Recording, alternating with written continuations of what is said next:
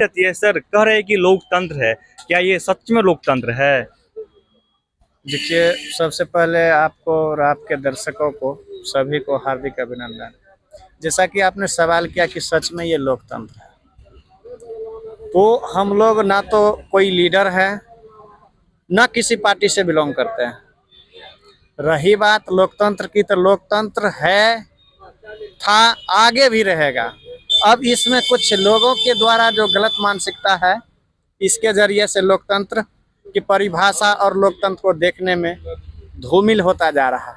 अब रही बात सवाल की, आखिर आपका सवाल ये भी हो सकता है कि आप यहाँ पर क्यों हैं, ये भी सवाल हो सकता है। तो आप जान लीजिए, हम लोग लीगल तरीके से अपनी राइट को लेकर के, अपनी अधिकार को लेकर के इस गर्दनी बाग की धरती पर, आपको याद होगा और हालांकि सरकार को भी याद होगा हमारा चेहरा और हम लोगों का ये आंदोलन, सभी को एक एक, चाहे मंत्री, विधायक या सांसद जो भी हो, सभी के चेहरे पर नाम होगा। तो केवल वार्ड सचिवों का नाम होगा, क्योंकि हम लोग वही वार्ड सचिव है जो अभी बीजेपी का जो केंद्र में सरकार है, उतनी बड़ी ताकतवर पार्टी को भी हम लोग धूल चटाने का काम किया। इसी पटना के जो जेपी गोलंबर जो बीजेपी कार्यालय था, वहां पर हम लोगों का हुजूम था।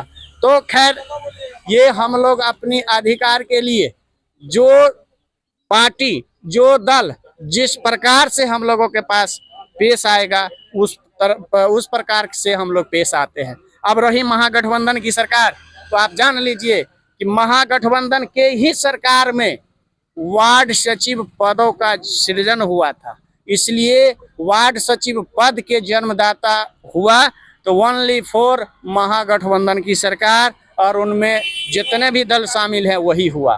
तो मैं उन्हीं महागठबंधन की सरकार को मैं आगाज करना चाह रहा हूं और निवेदन करना चाह रहा हूं कि आप केवल एक जनक ऐसे नहीं कहलाइएगा कि केवल हम अपने बच्चे को जन्म दे करके रोड पर छोड़ दिए काज करने के लिए और उनके परिवरिश करने के लिए रोड पर भटकता हुआ छोड़ दे, ऐसा जनक नहीं कहलाइएगा। इसलिए आपने जो हर एक जगह, हर एक मंच से जब आपसे मिला गया हमारे डेलीगेशन से कोई भी, तो जो वादा किए हैं, जो आश्वासन किए हैं, दिए हैं, वो अभिलंब पूरा करने का कृपा किया जाए।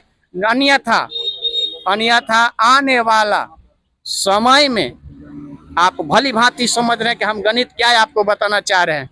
पहला स्टार्टिंग 2024 और दूसरा जो है 2025, 24 और 25 दोनों लगातार है।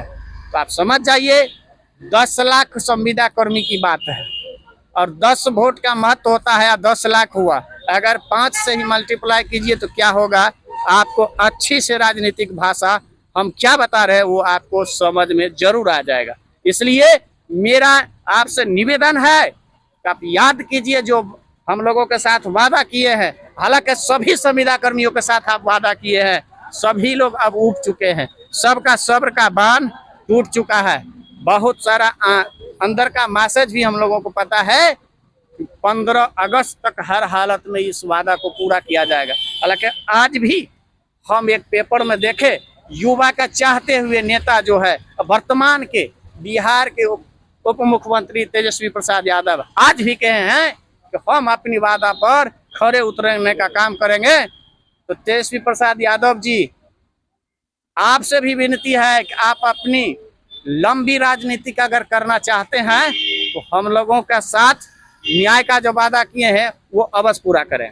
आप लोग को एक उम्मीद था 26 जनवरी को कुछ नया संदेश आए, 26 जनवरी को न आया, अब आप लोग आस लगाए 15 अगस्त को, किस बेसिस पे?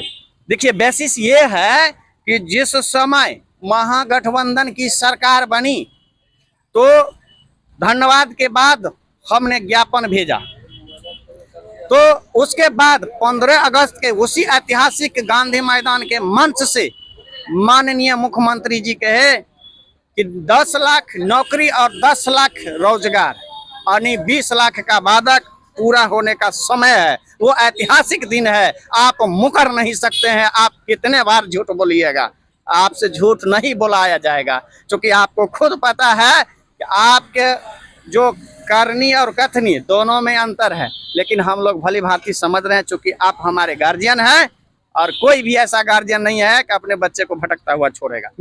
मेरा आप पर पूर्ण विश्वास है और भरोसा भी है। अगर इस भरोसा को तोड़ते हैं तो आप समझ जाइए 24 और 25 का क्या मसला होगा। सुन रहे थे आप यहाँ के वार्ड सचिव संघ के लीडरों का, जो गांव में 4 साल तक फ्री में ये लोग काम कर चुके हैं और आगे भी ये लोग चाह रहे हैं कि मुझे मौका मिले काम करने के लिए। इस यहाँ से मेरा प्रयास कैसा लगा आप जरूर अपना प्रतिक्रिया दें। धन्यवाद।